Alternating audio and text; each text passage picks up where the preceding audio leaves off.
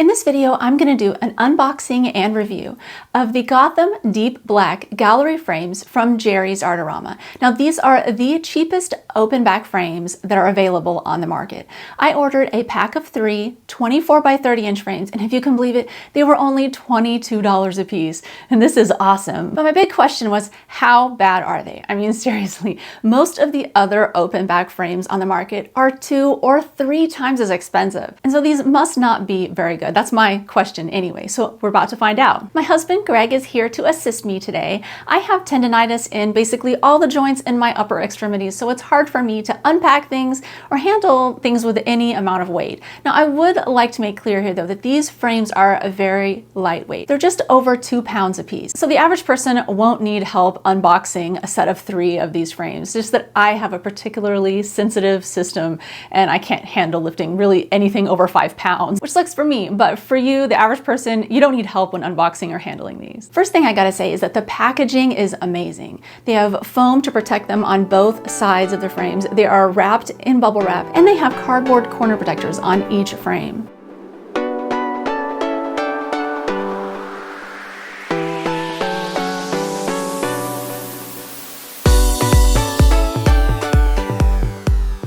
When it comes to what these frames are made of, they're not wood and they're not metal.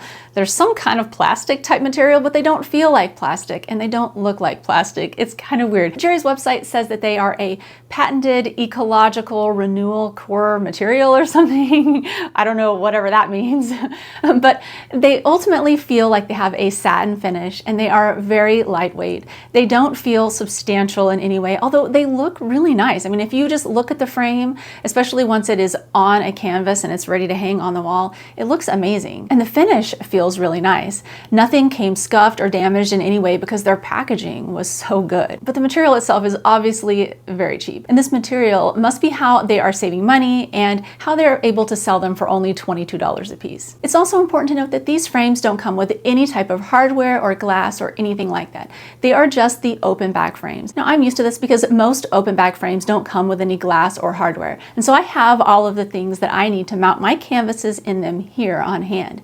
But if you don't and you want to learn how to frame your canvases with these particular frames, I've put a link in the description to a previous video that I made, and it's going to tell you exactly how to install these frames on your canvas. I love how these frames look when my artwork's in them. It really sets it off. It makes it look really professional, and they're super affordable. That said, I didn't want to finish this review with just my initial reaction to the frames because my initial reaction is very positive. They look awesome on my artwork.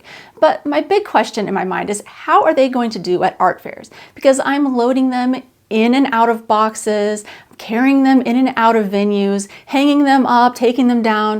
You know, they can get scuffed. They're being handled a lot. Customers are touching them. I want to see what customers think about them. Will it help me sell my work? And so I wanted to try all of that stuff out before I finished this review. And so I did that last weekend. I took them to an art fair and they look so great hanging on the walls in my art fair booth. Customers love them.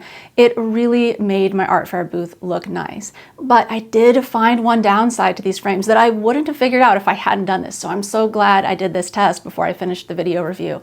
The thing is that when you touch the frames, if you have any sweat on your hands or any lotion or anything, it leaves an unsightly, glistening kind of mark on the frame.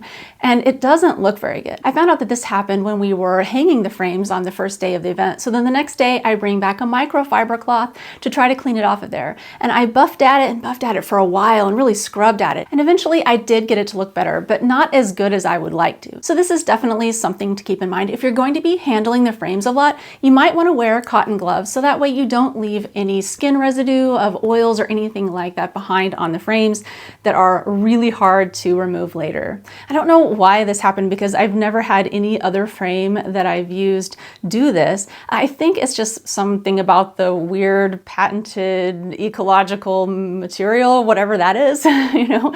And one idea might be to repaint the frames with something that's not a satin finish because it might just be what they painted them with. So yeah, I don't know, but that is one of the negatives that I found. Otherwise though, these frames are an amazing deal. And so in the future, I'm just gonna handle them with cotton gloves when I unload them out of my art fair packaging and everything, when I reload them, and all will be good. Nonetheless, even though there is that one downside to these frames, I think they're awesome. And what you get for the money that you pay is an amazing value. So yeah, I would highly suggest them if you're wanting to find a very affordable frame for your canvas. And like I said earlier, if you're wanting to know how to mount these frames on your canvas, watch this video. All right, thank you so much for watching, and see you next time.